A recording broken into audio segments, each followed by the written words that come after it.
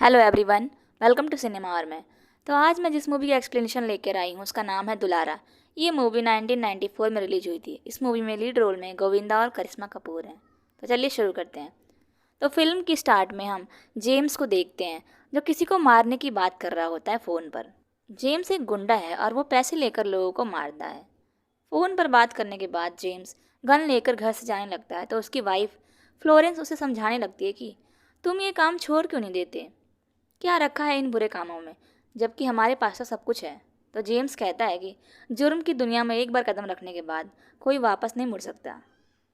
इसके बाद James Gunn से पुलिस स्टेशन में बंद एक आदमी को गोली मार देता है, जिसके बाद पुलिस जेम्स के पीछे पड़ जाती है उसे पकड़ने के लिए।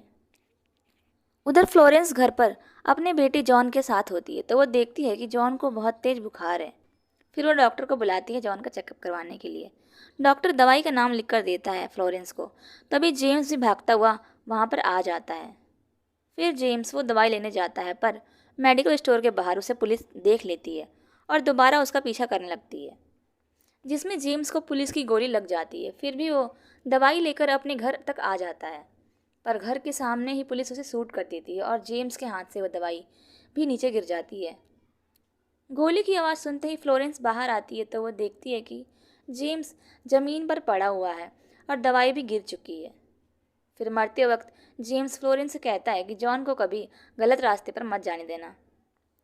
इसके बाद फ्लोरेंस जब अंदर आकर जॉन को देखती है तो वो शॉक रह जाती है, क्योंकि जॉन की सांसें बंद हो चुकी थी और वो भी मर चुका था। इसके बाद फ्लोरेंस जेम्स और जॉन की ग्रेवयार्ड के पास होती है। तभी उसे किसी बच्चे के रोने की आवाज़ आती है तो वो जाकर उस बच्चे को उठा लेती है और फिर उस बच्चे को अपने बेटे की तरह पालती है और उसका नाम राजा रखती है। फिर हम कुछ साल बाद का सीन देखते हैं जहाँ पर राजा अब बड़ा हो चुका है और वो अपने 3 दोस्त गुलशन, दीपक और मुरारी के साथ अपने घर आता है। राजा घर के अंदर आते ही बहाना बनाकर अपनी माँ फ्लोरेंस से 500 रुपये मांगने लगता है। पहले तो फ्लोरेंस पैसे देने से मना करती है, लेकिन जब वो सुनती है कि राजा पढ़ाई छोड़कर नौकरी करेगा तो वो राजा को पैसे दे देती है और वो कहती है कि तुम पहले पढ़ाई पूरी करोगे फिर कुछ करोगे। लेकिन फिर राजा और उसके तीनों दोस्तों को साथ देकर फ्लोरेंस समझ जाती है कि राजा फ्लोरेंस को बेवकूफ़ बना रहा था। अगले सीन में कॉलेज का सीन देखते हैं हम, जहाँ पर माइकल नाम का लड़का कैंटीन में आता है और वो अपनी फेवरेट टेबल पर किसी और को बैठा देखकर उस लड़के की पिटाई शुरू कर देता है। यहाँ पर मैं आपको बता दूँ कि माइकल एक लोफर किस्म का स्टूडेंट है जिसका पढ़ाई से कोई लेना देना नहीं है और वो कॉलेज सिर्फ मौज मस्ती के लिए ही आता है। माइकल उस लड़के की पिटाई कर ही रहा होता है कि तभी राजा और उसके दोस्त भी वहाँ पर आ जाते हैं। फिर राजा जानबूझकर माइकल की फेवरेट टेबल पर बैठ जाता है और ये देखकर माइकल राजा पर गुस्सा हो जाता है और वो राजा को भी मारने वाला होता है। लेकिन माइकल कुछ करे उससे पहले ही हमारा हीरो राजा उसकी पिटाई करना शुरू कर देता है। राजा अपने फुल स्वैग में माइकल और उसके दोस्तों को धो डालता है। फिर उन सब की पिटाई करने के बाद राजा मुरारी को 100 रुपये देता है अपने पास रखने के लिए। तो दीपक राजा से पूछता है कि तू हर महीने मुरारी के पास पैसे क्यों जमा करता है। इस पर राजा कहता है कि मैं तो तेरे पास ही जमा कर देता पैसे, पर तू तो अपने डैड के मरने के बाद बिजनेस के चक्कर में कॉलेज से गायब रहता है और अगर मुझे पैसों की ज़रूरत पड़ी तो फिर मैं तुझे कहाँ ढूंढता फिरूंगा। तभी गुलशन पूछता है कि तू मेरे पास पैसे क्यों नहीं रखता। तो मुरारी कहता है कि तुम पैसे लौटाओगे नहीं ना, इसलिए। फिर दीपक राजा से पूछता है कि पर तू ये पैसे जमा क्यों कर रहा है। राजा कहता है कि मेरी लाइफ में तो बस एक ही इंसान है जिसे मैं सबसे ज़्यादा प्यार करता हूँ। इसके बाद हम एक लड़की को देखते हैं जिसका नाम प्रिया होता है, जिसे देखकर राजा का दोस्त मुरारी प्रिया को टीस करने लगता है, जिस पर प्रिया मुरारी को सुनाकर चली जाती है। इसके बाद राजा प्रिया को सबक सिखाने के लिए उसकी पीठ पर एक पोस्टर चिपका देता है जिस पर लिखा होता है छुओ मगर प्यार से। उस पोस्टर को देखकर सभी लड़के प्रिया के पीछे पीछे चलने लगते हैं और एक लड़का प्रिया को टच करता है तो प्रिया उस लड़के को एक जोरदार चाटा मारती है, जिस पर वो लड़का कहता है कि तुमने ही तो लिखा हुआ है छुओ मगर प्यार से। फिर ये बात सुनकर प्रिया वो पोस्टर निकाल कर देखती है, जिसके बाद प्रिया अपनी सैंडल निकालकर राजा और उसके दोस्तों को मारने लगती है। पर वो सैंडल राजा को लगने के बजाय एक प्रोफेसर को लग जाती है जिनका नाम प्रोफेसर वर्मा होता है। प्रोफेसर वर्मा बाहर से तो सख्त लग रहे थे पर वो लड़कों को डांटने के बजाय शायरी करने लगते हैं। अगले सीन में प्रोफेसर वर्मा क्लास में लेक्चर दे रहे होते हैं। तो वहाँ पर एक लड़की जिसका नाम माधुरी होता है वो एक लेटर लिख रही होती है, और क्लास के बाद माधुरी वो लेटर रास्ते में गिरा देती है, जिसे प्रोफेसर वर्मा उठाकर पढ़ते हैं और फिर फेंक देते हैं। इसके बाद हम माधुरी को देखते हैं जो गर्ल्स हॉस्टल के टेरेस पर होती है, जहाँ पर उसे कोई टेरेस से उठाकर नीचे फेंक देता है। फिर हम एक आदमी को देखते हैं जो किसी लड़की को फ़ोन पर खबर देता है कि काम हो गया है। इसके बाद हॉस्टल में पुलिस आ जाती है माधुरी के मर्डर की छानबीन करने के लिए। अगले सीन में हम राजा को देखते हैं जो रात में अपने घर में छुप कर आता है, जिस पर फ्लोरेंस राजा पर गुस्सा हो जाती है उसके देर से आने पर। और यहाँ पर हमें राजा और उसकी माँ फ्लोरेंस के बीच में एक इमोशनल मोमेंट देखने को मिलता है। फिर अगले दिन कॉलेज में पुलिस आती है पूछताछ करने के लिए। पुलिस गर्ल्स हॉस्टल के चौकीदार से पूछताछ करती है कि तुम माधुरी के मर्डर के वक्त कहाँ थे। तो चौकीदार झूठ बोलने लगता है, लेकिन पुलिस की मार पड़ते ही वो सच बोल देता है। फिर पुलिस उसे छोड़ देती है। कॉलेज में सारे प्रोफेसर्स माधुरी की मौत को लेकर आपस में बात कर रहे होते हैं कि ये एक मर्डर है या सुसाइड। और उधर कैंटीन में राजा और उसके दोस्त भी आपस में बहस कर रहे होते हैं कि माधुरी की हत्या हुई है या फिर उसने आत्महत्या की है। तभी गुलशन कहता है कि गर्ल्स हॉस्टल में भूत है। फिर वो सब रात को गर्ल्स हॉस्टल में जाने की बात करते हैं, और उन लोगों की बात प्रिया भी सुन लेती है। और गर्ल्स हॉस्टल से पुलिस राजा और उनके तीनों दोस्तों को पकड़ लेती है। पुलिस उनसे पूछताछ करने लगती है कि तुम लोग गर्ल्स हॉस्टल क्यों गए थे। तो वो लोग कहते हैं कि हम तो भूत भगाने गए थे सर। फिर पुलिस कॉलेज के प्रिंसिपल के कहने पर राजा और उसके दोस्तों को छोड़ देती है, क्योंकि उन्होंने तो कुछ किया ही नहीं था। फिर राजा अपने घर आते ही अपनी माँ की डांट से बचने के लिए नाटक करता है शराब पीने का, और वो चाकू निकाल कर कहता है कि आज मैंने एक आदमी का मर्डर कर दिया है। इस पर राजा की माँ फ्लोरेंस उस पर गुस्सा हो जाती है और वो बेहोश होने लगती है। तब राजा सच बोल देता है कि उसने अपनी माँ की डांट से बचने के लिए वो नाटक कर रहा था। इसके बाद हम एक बच्चे को देखते हैं जिसका नाम सनी होता है, जो टीवी में मर्डर का सीन देखकर डर जाता है और वो अपने पापा को बुलाने लगता है। तो उसके पापा प्रिया और उसकी मम्मी वहाँ पर आ जाती हैं। सनी इंस्पेक्टर का ही बेटा है और प्रिया इंस्पेक्टर की बहन है। फिर इंस्पेक्टर की वाइफ सनी को संभालती है। फिर प्रिया अपने भाई से पूछती है कि माधुरी ने सुसाइड किया है या फिर उसका मर्डर हुआ है। तो इंस्पेक्टर कहता है कि अभी तो ये सुसाइड ही लग रहा है, क्योंकि माधुरी प्रेग्नेंट थी और हो सकता है कि इसीलिए उसने सुसाइड कर लिया हो। अगले सीन में प्रिया कॉलेज की सभी लड़कियों को माधुरी के बारे में बताती है और उन सभी को लड़कों से बदला लेने की कसम दिलाती है। फिर वो सभी लड़कों की स्टिक से पिटाई कर देती हैं, पर राजा अपनी चालाकी से सभी लड़कों को बचा लेता है। अगले दिन कॉलेज में माइकल दीपक की बहन रंजना के साथ बदतमीजी करने लगता है, तो मुरारी दीपक को बताता है। इसके बाद दीपक माइकल से लड़ने जाता है। फिर ऐसे ही मुरारी गुलशन को भी माइकल से लड़ने के लिए भेज देता है, पर वो दोनों ही माइकल के हाथों पिटने लगते हैं। ये सब प्रिया भी देखती है और उसे भी माइकल पर खूब गुस्सा आ रहा होता है। तभी मुरारी राजा को भी माइकल के बारे में बताता है कि वो दीपक की बहन रंजना के साथ बदतमीजी कर रहा है। तो राजा वहाँ पर जाकर माइकल और उसके दोस्तों को धो डालता है। फिर ये सब देखकर प्रिया राजा से इम्प्रेस हो जाती है।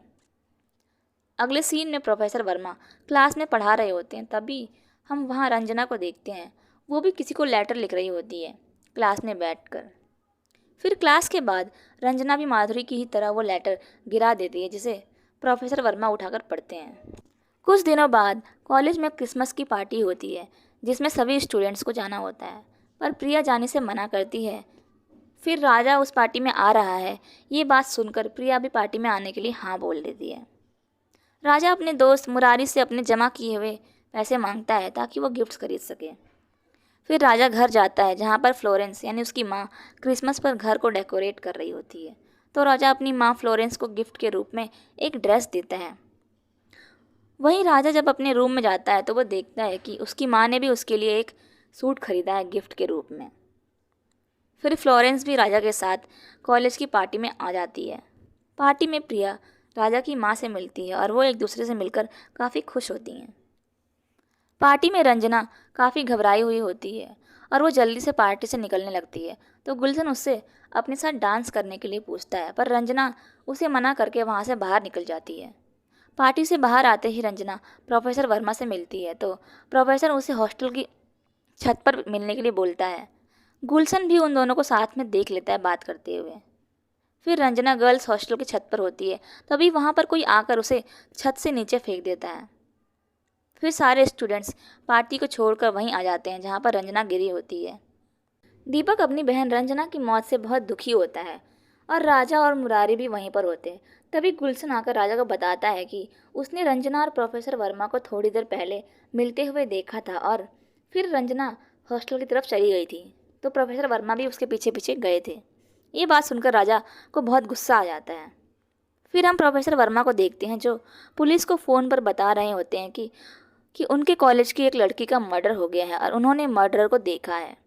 उसी वक्त एक आदमी प्रोफेसर वर्मा पर चाकू से हमला करता है, जिससे बचने के लिए प्रोफेसर वर्मा उस आदमी से लड़ने लगते हैं और वो चाकू प्रोफेसर वर्मा के हाथ में आ जाता है। प्रोफेसर वर्मा चाकू लेकर भागने लगते हैं, तभी राजा उससे टकरा जाता है और राजा प्रोफेसर को मारने लगता है और उससे पूछता है कि तुमने रंजना को क्यों मारा। प्रोफेसर वर्मा राजा को समझाने की कोशिश करते हैं कि उन्होंने खून नहीं किया, पर राजा को उनकी बातों पर यकीन नहीं होता और वो चाकू गलती से प्रोफेसर को लग जाता है, जिससे प्रोफेसर वर्मा घायल हो जाते हैं।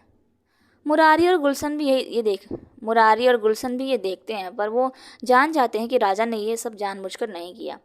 तभी राजा की माँ फ्लोरेंस राजा को बुलाने लगती है, तो राजा और उसके दोस्त प्रोफेसर को वहीं पर छोड़कर चले जाते हैं। तभी हम देखते हैं कि सनी ने खिड़की से प्रोफेसर का खून होते हुए देख लिया है। फिर पुलिस गर्ल्स हॉस्टल के चौकीदार को फिर से पकड़ लेती है और इस बार उससे बहुत ही सख्ती से पूछताछ करती है, पर वो कुछ बोलता ही नहीं है। इसके बाद हम राजा को देखते हैं जो कॉलेज में उदास बैठा होता है, तो गुलशन आकर राजा को बताता है कि कॉलेज में पुलिस आई है सभी स्टूडेंट्स के फिंगरप्रिंट्स लेने के लिए, क्योंकि पुलिस को लगता है कि प्रोफेसर वर्मा का खून भी कॉलेज के किसी स्टूडेंट ने ही किया है। फिर राजा गुलशन से पूछता है कि अब मैं क्या करूं, तो दीपक राजा को कॉलेज से भाग जाने के लिए बोलता है। मुरारी भी यही कहता है कि तुम भाग जाओ यहाँ से। इस पर गुलशन भी हाँ में हाँ मिलाता है उन सब के और कहता है कि पुलिस के आने से पहले तू भाग जा राजा यहाँ से। तभी पुलिस वहाँ आकर उन चारों को फिंगरप्रिंट्स देने के लिए ले जाती है, पर राजा वॉशरूम का बहाना बनाकर वॉशरूम में चला जाता है और वहाँ पर वो अपने हाथ में कुछ लगा लेता है जिससे उसके फिंगरप्रिंट्स ना आए। फिर फिंगरप्रिंट्स देने के बाद राजा अपने दोस्तों से कहता है कि मेरी उंगलियों के निशान तो आएंगे ही नहीं, और ये कहकर राजा वहाँ से चला जाता है। तो गुलशन मुरारी से कहता है कि राजा तो फंस गया, क्योंकि सबके फिंगरप्रिंट्स के निशान आएंगे और राजा के उंगली के निशान नहीं आएंगे तो पुलिस उस पर ही शक करेगी। फिर राजा बाहर जाता है तो दीपक उसे कहता है कि आज पार्टी में नहीं चलना है, आज प्रिया का बर्थडे है, उसने हमें बुलाया था ना।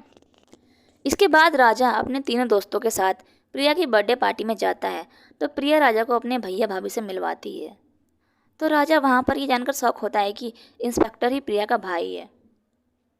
फिर इंस्पेक्टर राजा से पूछता है कि मैंने सुना है कि तुम्हें किसी ने गोद लिया हुआ है, क्या नाम है तुम्हारी माँ का।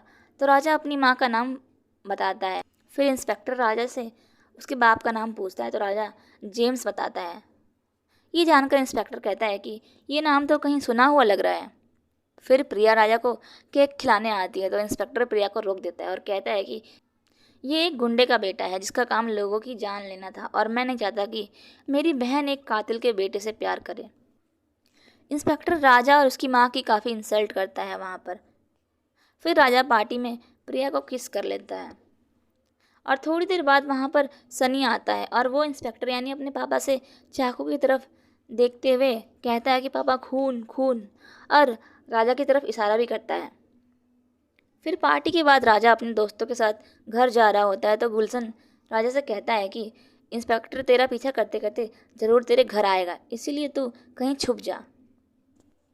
दीपक कहता है कि मेरा एक दोस्त है, उसका घर खाली पड़ा है, वहाँ पर कोई नहीं रहता, तू वहाँ पर छुप जा अपनी माँ को लेकर, पुलिस तुझे नहीं ढूंढ पाएगी वहाँ पर। उधर घर पर सनी अपने पापा को उसी खिड़की के पास ले जाता है जहाँ से उसने खून होते हुए देखा था। इसके बाद इंस्पेक्टर समझ जाता है कि वहाँ पर तो प्रोफेसर वर्मा का खून हुआ था। इंस्पेक्टर फिर पुलिस स्टेशन फ़ोन करके पूछता है कि हमने कॉलेज से जो स्टूडेंट्स के फिंगरप्रिंट्स लिए थे, क्या उसकी रिपोर्ट आ गई है। इंस्पेक्टर का जूनियर कहता है कि सर रिपोर्ट तो आ गई है, पर एक लड़के के फिंगरप्रिंट्स नहीं आए हैं जिसका नाम राजा है। फिर इंस्पेक्टर को राजा पर जो शक था उस पर यकीन हो जाता है। फिर हम राजा को देखते हैं जो अपनी माँ को लेकर दीपक के दोस्त के घर रहने आ जाता है। राजा अपनी माँ से झूठ बोलता है कि उसने एक मर्डर होते हुए देखा है, इसलिए उसकी जान को खतरा है। राजा के दोस्त उसको एडवाइस देते हैं कि तू कुछ दिन के लिए यहीं पर रह ताकि पुलिस तेरे पास ना आ सके। गुलशन राजा से कहता है कि आज तो झूठ बोल के बच गया, पर उस बच्चे की गवाही तुझे फंसा देगी, इसीलिए मैं तो कहता हूँ कि हम उस बच्चे को ही मार देते हैं।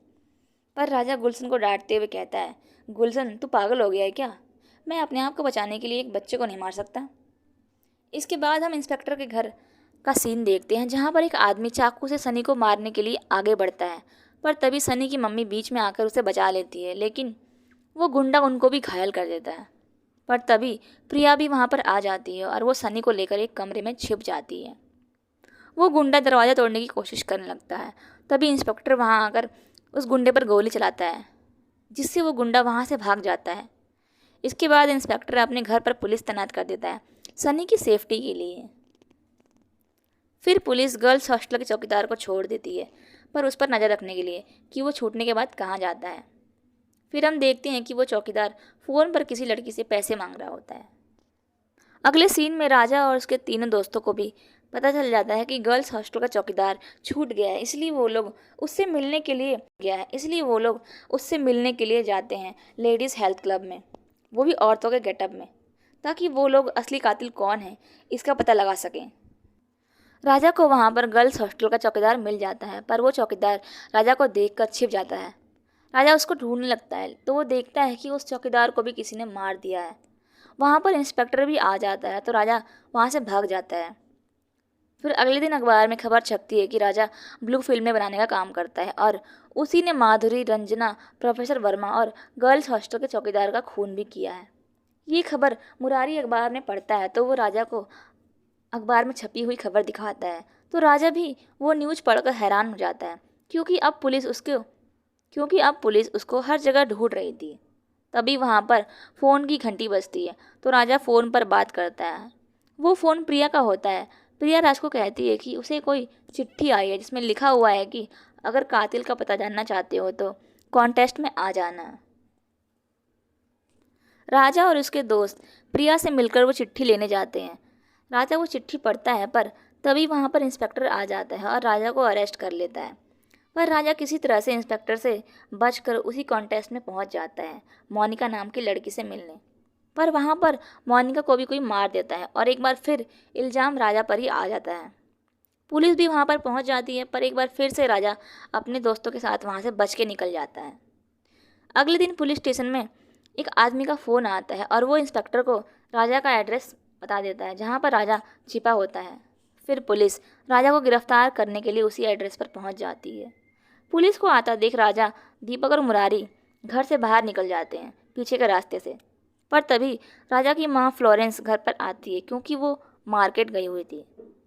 राजा भी अपनी माँ को अंदर आते हुए देख लेता है। इससे पहले कि पुलिस राजा की माँ से कुछ पूछे, राजा भागते हुए पुलिस के पास आ जाता है और इंस्पेक्टर को साइड में ले जाकर उससे रिक्वेस्ट करता है, मेरी माँ से कुछ मत कहिएगा क्योंकि वो दिल की मरीज है। मैं अपने सारे गुनाह कबूल करने को तैयार हूँ, पर आप मेरी माँ को बीच में मत लाइए। अगर मेरी माँ को पता चलेगा कि उनका बेटा एक खूनी है तो वो जीती जी मर जाएंगी। राजा इंस्पेक्टर के पैरों में गिरकर माफ़ी मांगने लगता है, पर इंस्पेक्टर राजा को उसकी माँ के सामने ही अरेस्ट कर लेता है और बता देता है कि राजा ने 5 खून किए हैं। फिर पुलिस राजा को लेके चली जाती है और राजा वक्त राजा की माँ टॉर्चर कर बेहोश होकर वहाँ पर गिर जाती है उससे सच उगलवाने के लिए। इंस्पेक्टर राजा को बार बार अपना गुनाह कबूल करने के लिए बोलता है, पर राजा कहता है कि उसने किसी का खून नहीं किया है, प्रोफेसर वर्मा का भी नहीं। वो बस अपने आप को बचा रहा था और उसी में चाकू गलती से प्रोफेसर वर्मा को लग गया। तो इंस्पेक्टर कहता है कि गलती से चाकू एक बार लगता है, 20 बार नहीं। ये सुनकर राजा चौंक जाता है और कहता है कि ये सब झूठ है, मैंने ऐसा कुछ नहीं किया। इंस्पेक्टर राजा को प्रोफेसर वर्मा की डेड बॉडी की तस्वीर दिखाता है जिसमें 20 बार चाकू से वार किया गया होता है। तभी पुलिस स्टेशन में हॉस्पिटल से फ़ोन आता है कि राजा की माँ की हालत बहुत सीरियस है और वो राजा को ही पुकार रही है बार बार। ये सुनकर राजा अपने गुनाह कबूल कर लेता है और इंस्पेक्टर को बताने लगता है कि उसने खून कैसे किए। ये सब बताते बताते ही राजा इंस्पेक्टर से रिवॉल्वर छीन लेता है और इंस्पेक्टर और बाकी पुलिस वालों को हवालात में बंद कर देता है। और उनसे कहता है कि पहले मैं सोच रहा था कि प्रोफेसर वर्मा का खून मैंने किया है, पर तुमने जब ये कहा कि प्रोफेसर पर 19 बार चाकू से हमला किया गया है तो मुझे विश्वास हो गया है कि खून किसी और ने किया है, और यही पता लगाने के लिए मैं यहाँ से जा रहा हूँ। फिर हम देखते हैं कि प्रिया घर पर अकेली होती है सनी के साथ, तो वहाँ पर वही आदमी दोबारा सनी को मारने आ जाता है। प्रिया सनी को लेकर छुप जाती है और कातिल उन दोनों को ढूंढने लगता है। वो दोनों काफ़ी डरे हुए होते हैं, लेकिन कातिल प्रिया और सनी को ढूंढ लेता है और कातिल सनी को मारने ही वाला होता है कि तभी राजा वहाँ पर आकर उस कातिल पर गोली चला देता है और पकड़ने की कोशिश करता है उसको, पर वो कातिल फिर से वहाँ से भाग जाता है। फिर राजा सनी से पूछता है कि सनी, क्या तुमने मुझे खून करते हुए देखा था? तो इस पर सनी मना करता है और वो किसी और के बारे में बताने लगता है। राजा सनी को लेकर अपनी माँ के पास हॉस्पिटल जाने लगता है ताकि वो अपनी माँ को यकीन दिला सके कि राजा ने कोई खून नहीं किया, पर रास्ते में ही कुछ गुंडे राजा पर हमला कर देते हैं और राजा सनी को लेकर वहाँ से हॉस्पिटल की तरफ भागने लगता है। वो गुंडे भी हॉस्पिटल पहुँच जाते हैं। हॉस्पिटल में वो सारे गुंडे राजा पर हमला कर देते हैं और सनी को मारने की कोशिश करते हैं, पर राजा उन सभी को खूब मारता है। सनी एक रूम में छुप जाता है तो एक आदमी उसे मारने आता है, तो गुलशन सनी को उस आदमी से बचाता है। अगले सीन में सनी किसी और रूम में होता है तो एक आदमी रिवॉल्वर से सनी को शूट करने वाला होता है, पर तभी राजा वहाँ पर आ जाता है और वो देखता है कि सनी को मारने वाला राजा का दोस्त दीपक ही है। सनी भी दीपक को देखकर पहचान जाता है और राजा को बता देता है कि दीपक ने ही उस दिन खून किया था। फिर राजा और दीपक में फाइट होने लगती है। दोनों फाइट करते करते हॉस्पिटल के छत पर पहुंच जाते हैं और राजा दीपक को भी बिल्डिंग से लटकाकर उससे पूछता है कि बता, तूने सबका खून क्यों किया? तूने मुझे क्यों फंसाया इन सब में? दीपक राजा को खुद को ऊपर खींचने के लिए कहता है और तभी दीपक सनी को नीचे के फ्लोर से उठा लेता है और राजा को धमकी देता है कि मुझे ऊपर खींचना ही तो मैं सनी को नीचे फेंक दूंगा। राजा दीपक को वापस खींच लेता है और फिर दीपक राजा को बताता है कि उसने ये सब पैसों के लिए किया, क्योंकि उसके बाप ने अपनी आधी जायदाद ट्रस्ट में दे दी थी और बची हुई आधी जायदाद में से आधा हिस्सा दीपक का था और आधा रंजना का था। दीपक सनी को मारने वाला होता है, पर मुरारी ऐन मौके पर दीपक पर जूता फेंक देता है, जिससे उसके हाथ से बॉटल छूट जाती है और राजा सनी को दीपक से छीन लेता है और फिर राजा दीपक को पुलिस के हवाले कर देता है। लास्ट में हम देखते हैं कि राजा की माँ की तबीयत अब ठीक हो गई है और ये मूवी यहीं पर ख़त्म हो जाती है। अगर वीडियो अच्छी लगे तो वीडियो को लाइक करें, शेयर करें और चैनल को सब्सक्राइब कर लें। Thank you.